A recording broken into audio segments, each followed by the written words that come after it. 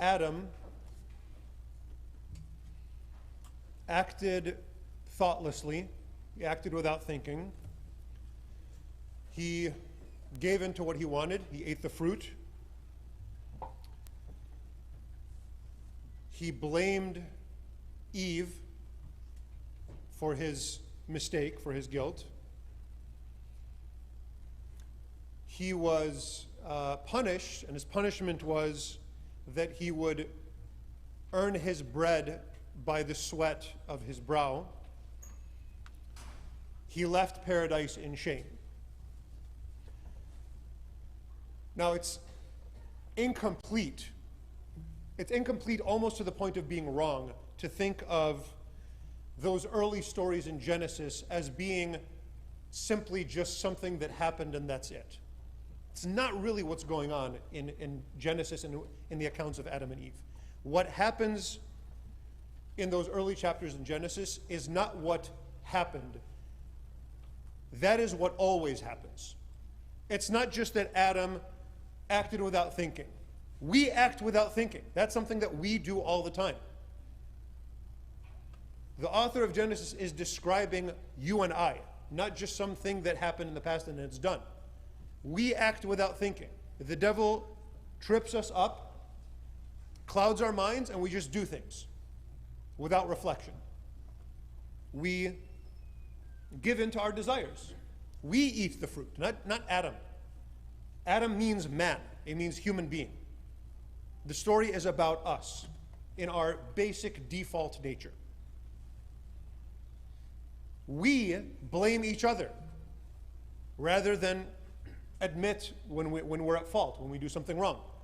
We say, oh, it's this person's fault, it's that person's fault, it's my siblings, it's my parents, it's my children. They make me sin, they cause me to sin, it's my situation, it's my world.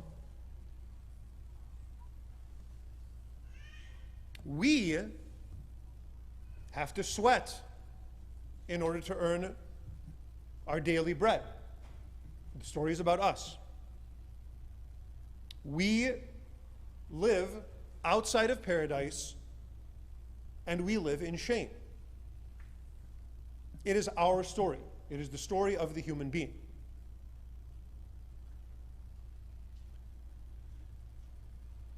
Adam, and with Adam, we acted without thinking, and we act without thinking. Christ thought so intensely about what he was going to do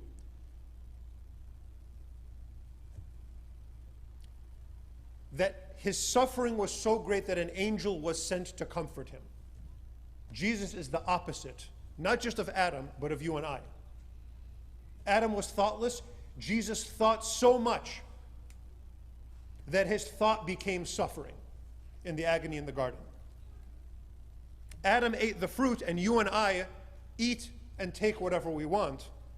Christ gave his body and blood to become food, the opposite of Adam.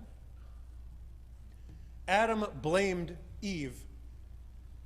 Christ took our blame on himself.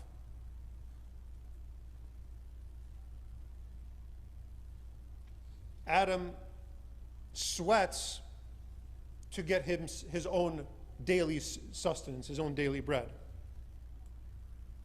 Christ sweat blood so that he could give us his body. Adam left paradise in shame. Christ entered Jerusalem in glory, but he also entered heaven in glory.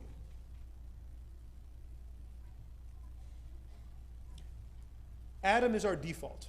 If we just don't pay attention, if we just do what's normal and what's natural to us, we will live the life of Adam and Eve.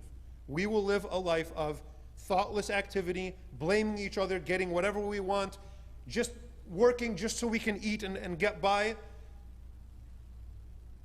and living a life of shame. However, and this however is the reason why we live our faith, the reason why the church exists. However, that default is not our only option. We have the option to live the life of Christ. not the life of Adam. And that does not happen without faith, without prayer, and without the sacraments. In the sacraments, when we're baptized, when we're confirmed, when we receive the body and blood of Christ at Mass, when we go to confession, and there's going to be confession until past midnight tonight, there we're given the option, only in that way, to not live the life of Adam, but to live the life of Christ. So that with Christ, now this is another however, we don't jump straight to the glory in heaven. With Christ, we also share in his agony in the garden. And we think and are thoughtful in our deeds, but we feel pain as well. We feel the pain of doing the right thing for others.